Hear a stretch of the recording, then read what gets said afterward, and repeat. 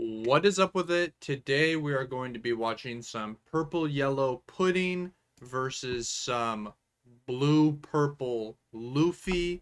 Um, Shout outs to this channel. Please don't demonetize me. I will put your link in the description. This is educational for English viewers. I've been hearing that purple yellow pudding has a good matchup into blue purple Luffy, so I'm interested to see that. Looks like they're even teching the Kaido and Linlins. I could see how this could be pretty nuts because there will be times where the blue purple Luffy is 5 wide with 9 drops, and if you can just wipe all of them at the same time, that's like infinite value. I would love to see that happen. I was even thinking of teching in like one of these into my blue purple Luffy list just because it would be funny. When you're playing the mirror, if you drop this and now boom, their whole board is gone. Um, Only two 6 cost Katakuri. I wonder if this is a little bit more standard.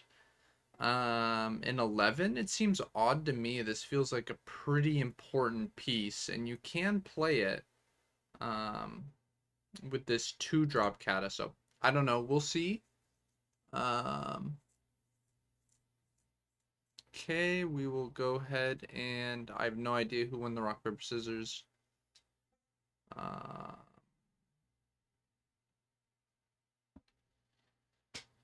yeah, I think this is theoretically a hard matchup for blue purple because of 12 or 10 drop Big Mom. They get to it fast, it burns you. You don't really have any good ways to remove it, so it's just a big 12,000 beat stick. Um, and you get to it quickly. Those are the reasons that I assume that this is a tough matchup, but I haven't actually played any of it, so I'm a little interested in seeing. This Luffy is running Thunder Bagua, which is something that we saw like kind of day zero. It's fallen out of favor quite a bit. Um, I will say it might be good in this game because pudding does swing pretty big. And we could potentially pair it um, with this ramp card. It's to die for, but I think we're going to instead pair It's to die for with the Zoro Juro. Um, so next turn, instead of being at 8, we will actually end up being at 9, which would allow us to play the 9 Mom. Maybe part of the reason that this Katakuri has fallen out of favor is specifically because of the 9 Mom being so prevalent in this meta that like the body's just not going to stick most of the time. I have to imagine we'll counter out of this. Interesting that we're using the 2K instead of the 1K. I feel like I definitely would have used the 1K, but most of the time your opponent's going to be swinging base. So actually 2Ks and just become 1Ks like almost always in this deck is something I've noticed from playing it.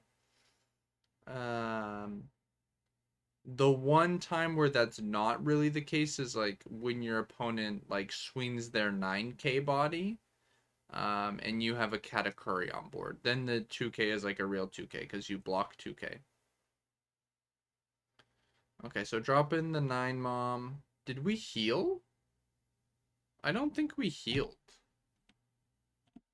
When did he do this?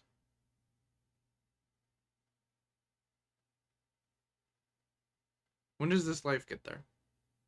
Okay, we just edited it there. Okay, fair enough. Fair enough. Okay, yep, gonna go ahead and drop the 10 Mom. Getting rid of the gear second. We get to go ahead and look at top 5. This ability is so nuts. Basically says like, hey, search 2, go +1. Ooh. Okay, I have to imagine that if this is what we searched, and we bottomed, that this game is just pretty much over.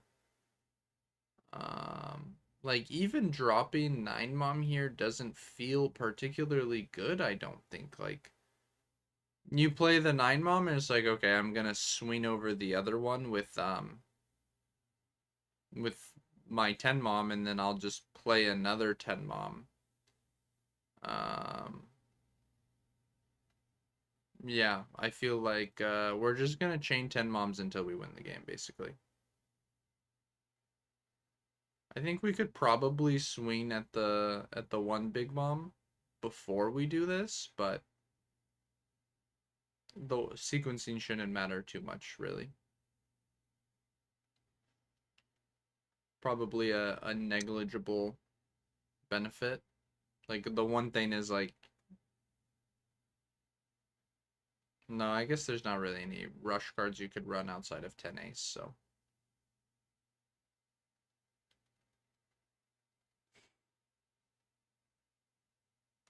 Okay, gonna swing 6. Gonna swing 9. We're gonna take the 9.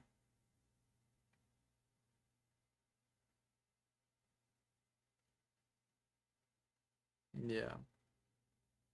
I mean, I think in a world where you're playing in a bit slower of an environment, um 10 mom in a slower environment without removal, I think 10 mom just fucks. Like 10 mom in a slower environment where we're just trying to play like bigger characters and you're also not removing, like this 10 mom just kind of goes crazy, honestly.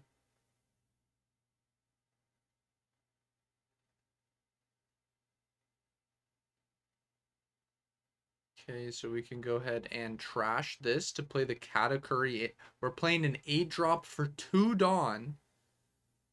Uh, and now we're just throwing out a 6/7 vanilla. Holy shazai. We're going to go ahead and rest and return a Dawn to look at our opponent's top card. I don't actually even really understand why we're doing this. Versus any other deck, that seems pretty reasonable to me. But versus this deck in particular, um, they're not gonna have to draw that card. So like, okay. I mean, he's drawing it, but he's like adding it. So it's like it's a known quantity anyways. But I guess like there's no reason to not do it.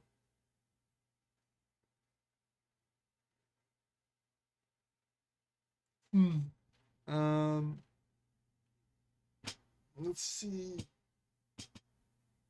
I think this Luffy is just skamazed. So if you're someone who is worried about blue purple Luffy, you just gotta get pudding, man. Pudding's gonna cook in OP11. I imagine pudding will probably have a hard time with the aggression of green purple Luffy. So it's probably still not like a phenomenal deck. Because maybe it does beat blue purple, but we know it does not do well into Doflamingo. I mean, some of these new cards probably help like a little bit, like maybe Zeus helps slightly, like the purple Kata maybe helps slightly, but like ultimately, like that's still not going to be a great matchup for you.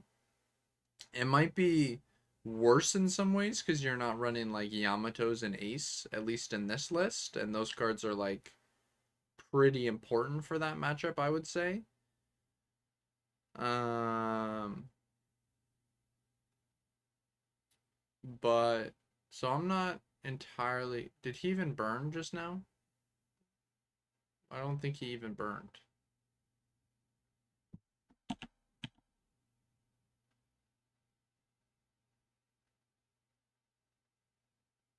Okay, he did. I was missing it.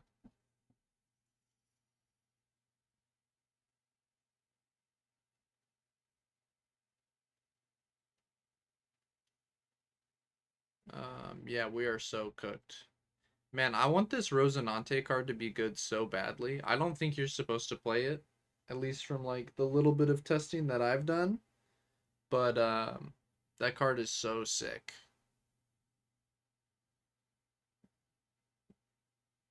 Draw 2, restand 2 Dawn is just so good. We finally found Sanji, which, you know, most decks have like this one card in them where it's like the deck is this good when you see this card and it's like this good when you don't see it. And for this deck, I think that's definitely Sanji. The thing about that though is that the deck always finds Sanji, so it like doesn't really feel like that matters.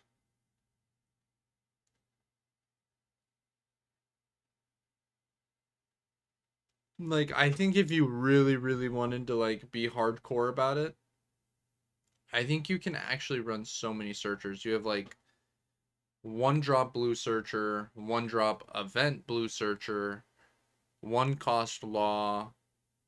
When you're at sea, you fight pirates. Four drop Zoro. Like you have like at least five different straw hat searchers you could run, and then your deck also searches naturally, which is like why you don't need to play any of those. But yeah, this game was a wrap.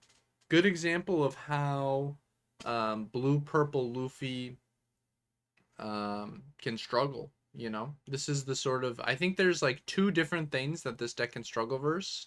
It's like I think Turbo Tenmom I think is like really oppressive. Like really any deck that can turbo out like a 12,000 body I think is probably really strong because like you play only 9,000 bodies and they just get to swing over your thing. So if you can I think that's something that this deck can struggle with.